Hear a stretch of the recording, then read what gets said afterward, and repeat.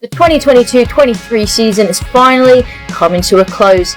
From that night at Brentford to the bottom of the English Football League, it's definitely been a season of ups and downs for the Gills. We're here to celebrate the players that gave it their absolute all and those who didn't quite so much. This is the 80-93 show. It's that time of the season again. We're finally coming to the end of the 2022-2023 season. It's been a rollercoaster ride for Gills fans, and we're going to be talking through, I guess, some of our favourite moments, favourite players. We'll kick off with our favourite away day. Alex. There's a couple that it could be. Northampton was a really good away day, even though we lost the game. The experience there was incredible, and if we had scored that last minute goal, I think it would have taken it. I think just for the pure vibes, the moment at the end of it, and the stadium itself, I think you know which one I'm going to say, just takes your breath away when you see it. And when you go in, and I give them a lot of stick, Bradford fans, I will, but the noise that they make out of that stadium, it's a little bit different to what you normally get. So it's got to be Bradford for the moment at the end with the Hawkins goal. The fact that I was slagging Tim Deang and Ollie Hawkins off before the game, both from gun score, and just the atmosphere from both sets of fans, that's top of the list for me. Yeah, I can definitely agree with you there. That was a great day as a whole, and being sat next to you, who's like you said, slating Tim Deang and Ollie Hawkins off pretty much the entire time. We were there for them to go and score was obviously a nice added extra just to see the look on your face. But yeah, it was a really good day, so I can agree with you on that one. I was I was happy, but I'd say it had to be them too. I mean, I must insist that this is the best away day we've been to, because I'm going to imagine a lot of comments on this will be, surely it's got to be Brentford. Don't get me wrong, unbelievable away day, I'm sure, but I unfortunately wasn't there. I don't know if you were there. So I experienced it through Snapchat. So it was, if you're going off ones that you haven't been to, you're going to have to pick Brentford, but for the moments that we were there, Bradford, 100%. I'm going to go for something a little bit different. I'm going to say Rochdale away was a good one for me. We won 2-0. First half of the season, I got up with the Northern away games, and obviously first half of the season, they just were stinking. So yeah, for me, I feel like it's got to be Rochdale. It's always nice to keep a clean sheet and score 2 goals, especially with our away. I forgot about that one. It was just a good vibe, a good laugh all round. It's obviously a shame to see them, in the position that they're in now. It was that was a good day. What made that day even better is the whole way there. So I took my partner with me. The whole way there, she was like, "I hope Rochdale win," because we went to the home game that we won 1-0, and there's a video, and I'll send it to you after, and we'll try and put it in. You could see me because I had to sit down the front. So we score, and you see me jump up and start celebrating, but her just not interested on her phone. And the whole way there, she was like, "Oh, they're going to lose." And then we get out, and I'm like, she didn't even know what the score was. I'm like, they won, and she did the face. And I feel like that would pick it for me, but I'm sticking with Bradford. It was a great day.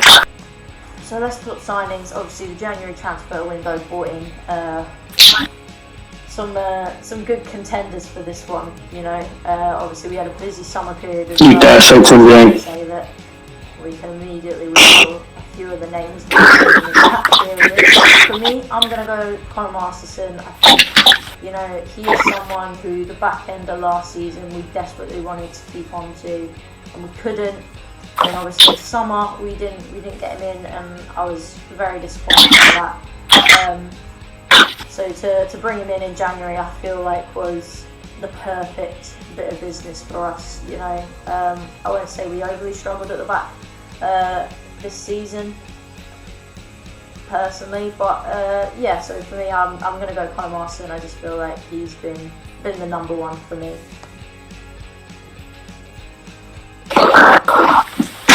He's up there, and I'm making the mistake that I made it last season as well, of falling in love with a lone player, which I don't want to do.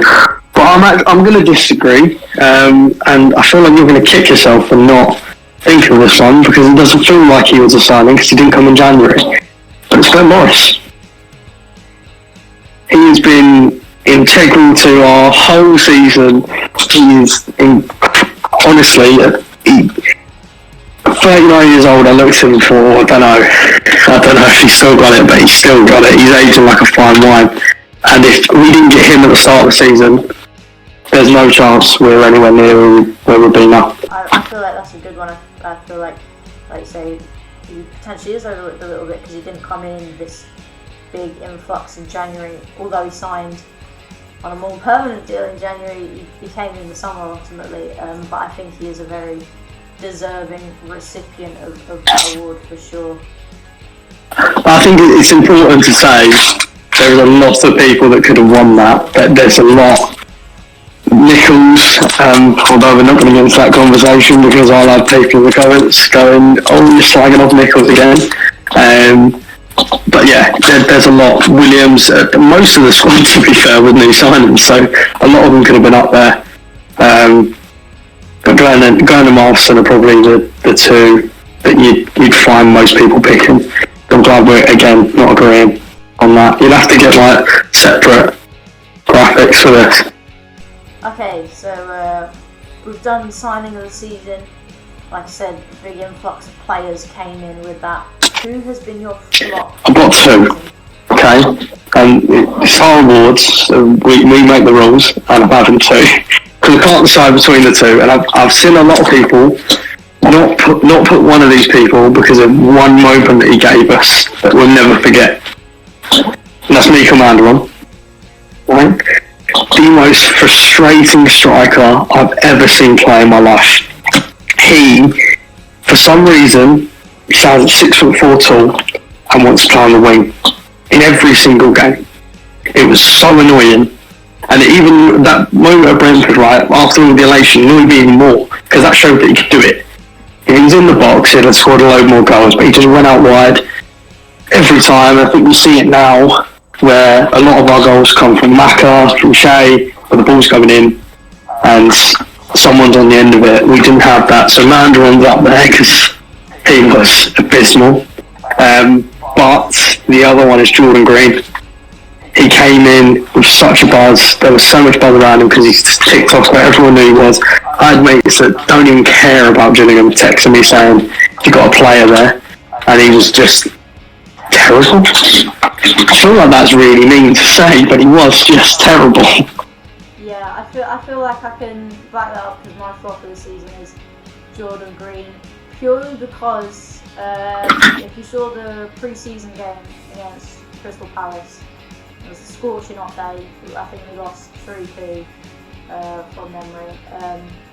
But Jordan Green looked a player. He looked very good, and just from that moment off, I just don't think he got out the blocks. You know, I feel like he was. I don't know what it was. For me, it just kind of felt like, I don't want to say he dived all the time, but he was one of those players, and I know that's probably what he came on to do. He was coming on to win free kicks and things like that. But I just don't think he had the strength when it came down to it to play at League 2. No, and look, I've said this a number of times about Jordan Green. I think in the right system, in the right team, he could be a fantastic player in League 2. But Harris's style of football and the type of football that we're being forced to play, he's just weren't there for it, and I think it maybe came a little bit too early for him, that move.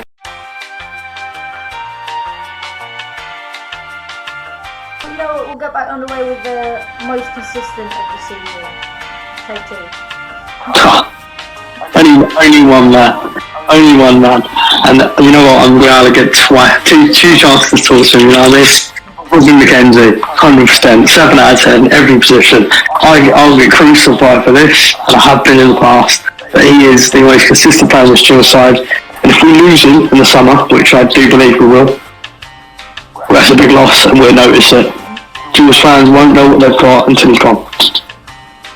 For me, it's got to be Glenn Rice. You know, he's probably gonna win a lot of the awards. You know, signing of the season, most consistent. Won't he win Player of the Year? Who knows? But yeah, for me, he's just been the main man. Hasn't really put a foot wrong in my eyes. So he's probably the most consistent player for me. Look, I can get on board with Glenn. As I said in the signing of the season part, which I'm hoping is in the bit that we've just recorded, and not the bit that you thought you pressed record on. He has been fantastic. You know, he's been a shining light in pre-Christmas. He was a shining light in a very, very rough, dark time at the club, and continued on after since becoming permanent. And I hope that he can be kept on. And I think he's a lot of people's shouts for player of the season. You'll find out if he's either of ours come the end of the video, but I can see him taking a lot of awards. And he, you know, I'm a firm believer that if he hadn't been as good as he was pre-Christmas, we'd still be down there with Hartlepool and Rochdale, who one's unfortunately already relegated and one's as good as relegated at this point. So I'd go as far as saying if he weren't as good as he was, we'd be well down there. I guess moving kind of swiftly on to a consistent player, but who do you think is your unsung hero? You know, a player who puts a shift in, week out, but doesn't get the attention of the play. I know what you're expecting me to say. I know what everyone's expecting me to say. It's probably Mackenzie.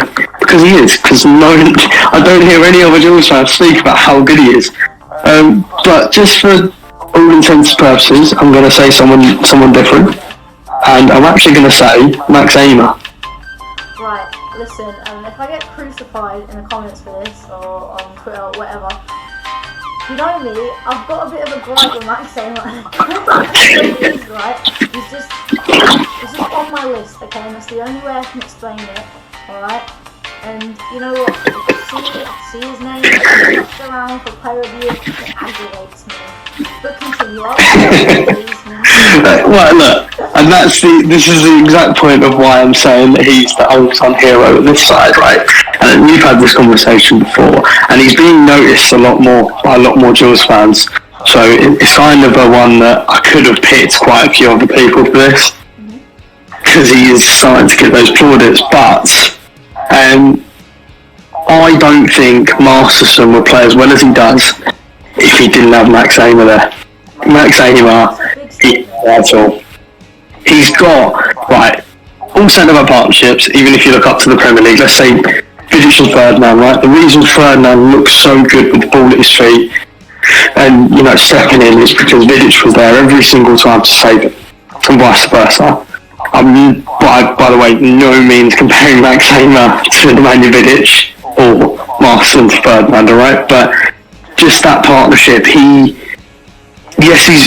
always got a mistake in him, and I do not trust him at times. But for the most part this season, he's barely put a foot wrong, and he just cleans everything up. He's always there. He's always at the end of it. He's always putting it up into the top of the web base stand over the Gordon Road. He is always covering Masterson, which when Masterson does make a mistake, and he does make a few, Jules fans like to think that the sun shines out somewhere it shouldn't be with Masterson. Yes, he's a very good player, but his centre-back partner makes him the player he is. Okay. This is my dog, yes. I'm not going to argue with you. Just know that Max Amer's on my list. I can tell. Go on, who's yours? Unsung hero. Right. I've kind of got two. My first one is kind of one I'm going to say, and people will probably think why, but for me it's Jake Turner. You know, I think there was a point pre-Christmas, right, where the only games he played in were like the cup games, And in that, he'd put in an absolute shift. I thought at that point, just watching him in the cup, he warranted a start in the league. And it just so happened that, you know, Morris obviously got his injury. And it's hard to say he stepped up because I'm in no way saying he was as good in the league as he was in the cup at all. I don't think he was. I think he kind of underperformed in the league a little bit. But I think he's an unsung hero in kind of a sense that I don't think he did too much wrong. You know, I think the only I get what you're getting at. When he's been called upon, he's done what he's been asked to do and not done too much wrong. I think when you fill in the shoes of Glenn Morris, it's no easy feat for anyone. And despite being 19th in the league, I said it on the weekend, I'll say it again, we have the best goalkeeping partnership in this league, without a shadow of a doubt. So I get what you're trying to say. He does get some plaudits for what he did in the cup, but the only reason he doesn't get mentioned more is because, you know, Glenn Morris is unbelievably good. Yeah, so I think Jake Turner for me is up there. And another one I would probably mention is probably Sean Williams. He's a player I didn't really expect to do amazing this season, if that's kind of fair to say. And although, again, as Gills fans, the season hasn't been amazing, he's not been bad, and he surpassed my expectations from, I guess, the start of the season. So in that sense, he's a bit of an unsung hero to me, just because I agree with him going into the season. I think he gets a lot of plaudits from Gills fans post-Christmas. Yeah. I think a lot of these players that we mentioned, it's quite, again, important to point out that a lot of the conversation we're having is post-Christmas. Like, pre-Christmas, I don't think we'd be doing this video. To be honest, there wouldn't be much point because none of them deserve an award. But no, Williams, and I've heard it been said on a lot of Gills fans forums and a couple of other podcasts that he's been one of the players of the season post-Christmas, and he's a vital part of this team. I've written it in articles, plug those one of me, written it in a few articles, that he, for me, along with Stuart O'Keefe, who I'll give a mention still, epitomises what it means to be Gillingham. I think a lot of people don't understand that statement, but it's, you know, playing for the Bads, leaving everything on the pitch, picking your teammates up when they're down. I don't want to call him Mr. Gillingham, but he does epitomise everything that we want in our captain, in a player that's playing in the middle of the park. He just epitomises that. So I agree, he's been fantastic. I just say that I think he does get the plaudits that he sort of deserves from fans. Sean Williams, he did score a bit of a belter during the season. So moving on, what's your goal of the season? What stands out? Right, okay. I'm just going to come right out and say it, and then we'll get both of ours, and we'll talk through the other ones that we've obviously thought about. For me, it's Shay Alex against Wimbledon. I didn't watch this goal live, and it breaks my heart that I didn't watch this goal live. I was driving, had it on iFollow, and the one thing I'll say about iFollow is it didn't give that goal enough credit at all, right? So I was driving, so I couldn't see the video, so I could only hear the commentator. They didn't even know we scored until I heard the roar from the Rainbow, right? And then I watched it back when I got home, and it's just the technique. He cuts across it perfectly. You know, you can try that another 100 times, and they all go wide over top of the Rainham end, nowhere near where he's put it. But for me, it's a special, special goal. For me, it goes to Robbie McKenzie against Sutton. I just think your boy Robbie McKenzie, he gets something off me. He gets goal of the season. Yeah, I just think this was decent for that goal. You know, obviously, first half of the season at least, we didn't really have a lot to pick from. So yeah. Look, it's Rob McKenzie. He could have tapped him from 2 yards, and I'd still be shouting his name. But it was a very, very good goal. I mean, if I could give it to an opposing player, I'd give goal of the season to an opposing player, to be honest. And it'd be the lad against Crew, or the lad for Crew against us. If you remember that one, not too long ago. I was at the game, and it's one of them that, when it comes off his foot, and some people might not know this feeling, a lot of people that have played football will. It was one of them that the minute it's left his foot, he knows it's going in. Everyone on the ground knows it's going in, and it's just, he could try that a million more times and then never score a goal like it again. Niche one next, before we move on to our final 2 awards, and that is our burger of the season. Now, if you know me, I bloody love a burger at the football, a wrap burger to you and I. So I thought it was important that we discuss the football scram that we've had along the way. Yeah. Well, this is your category. I've only had 2 burgers all season, so. And one of them was god awful. Worst burger of the season. Exactly. Bloody rustlers. No, right. Sorry. I feel like I've always got to shout out the burger van that's outside Priestfield. Love that guy. Does very nice burger sauce. Enjoy one of those in the factory pretty much every game, I'm not gonna lie. But for me, the best burger I've had this season, probably it'll probably go to Harrogate. I had a really good burger at Harrogate. Yeah, it'll go to Harrogate. It was good. I don't have anything. You're not convinced. Good bun, good burger, good seasoning, flavours, all there. Yeah, you know what? I'm not saying it's the best of the best. They'll probably be better this season.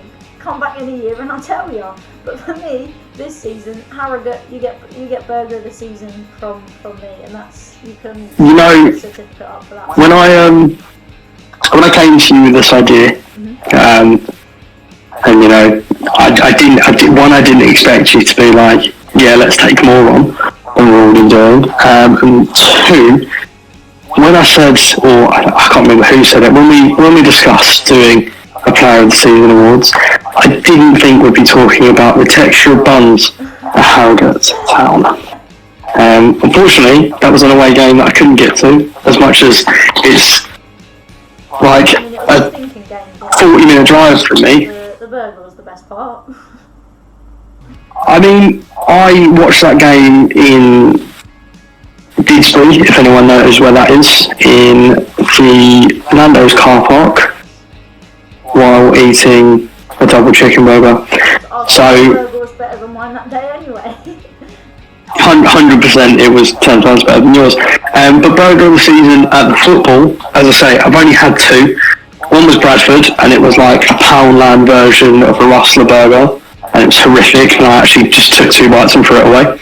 The other one, and I actually had 2 of them, I probably shouldn't admit that, but any clubs that are watching and thinking about signing me, I didn't have 2, this is all a lie, and forget it all. I actually had 2 at the same time, and it was Walsall away. It was a dreadful day, it was absolutely chucking it down with rain. It was a terrible journey there, terrible journey home. My phone died on the way back, couldn't listen to any music, but I was okay because that burger was absolutely incredible.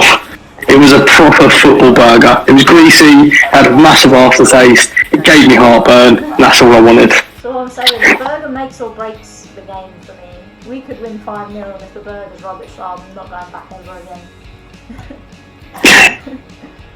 Right, that's definitely my favourite category of the night. Awards left.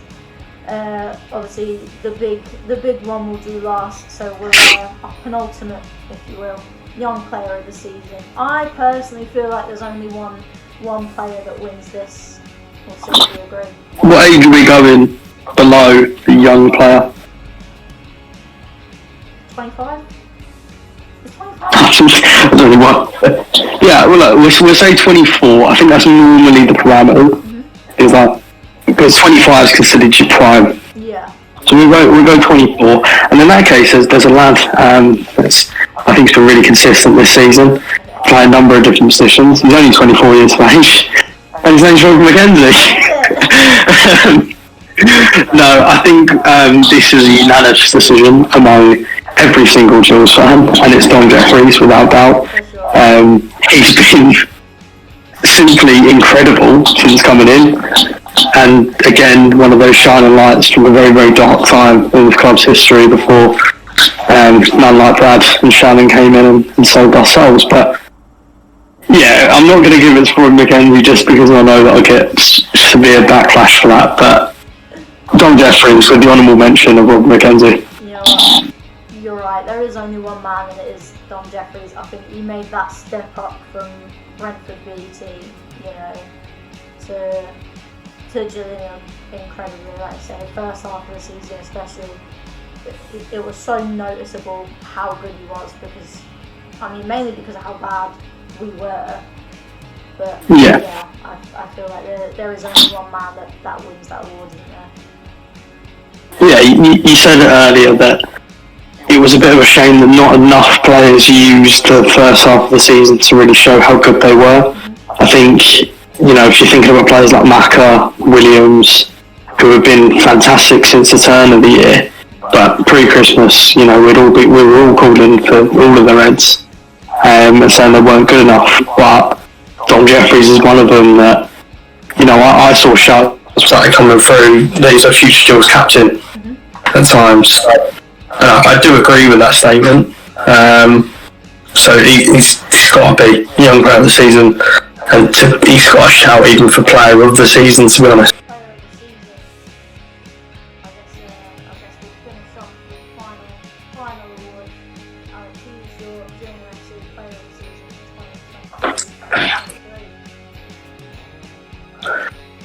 Robin McKenzie? Look, right, okay. I could sit here for an hour, 2 hours with footage, have pens up on the wall and show you all the reasons why Robin McKenzie is player of the season, right? But he's one of those players, I'm going to compare him to James Milner, that just gives you a 7 out of 10 every game, and he's never going to win player of the season because he's just... I had this argument with other people, right? And a lot of people say, well, we don't know what his best position is. That's not a bad thing. People say that like it's a bad thing. The reason we don't know what his best position is because he's that consistently average in every other position that we don't need to know, right? But there is, again, I think a couple of players in with a shout, but one man that shines above pretty much all of them, and that's Glenn Morris. I was very, very tempted to say Max Amer just to see your face. And I wouldn't be surprised to see him win player of the season, to be honest, at the awards. But for me, for what he's done since he come in, some of the moments that he's given where... The thing with keepers is they don't get a lot of credit when they make the simple stuff look easy. But he makes the simple stuff look easy and also gives you moments where you're like, how on earth have you saved that? You know, you're sat in your seat ready to slump down and he pulls off this worldie of a save and you're like, oh my God. And he's done that so many times this season where he's got to stuff and you're like, how has he got there? Especially at 39 as well. You're like, how on earth has he threw his body on that? So Glenn Morris, without doubt. Also our Her Game 2 player advocate, or one of them. So I think it's fitting that we give it to him as well, just for the work that he does off the pitch for the club as well.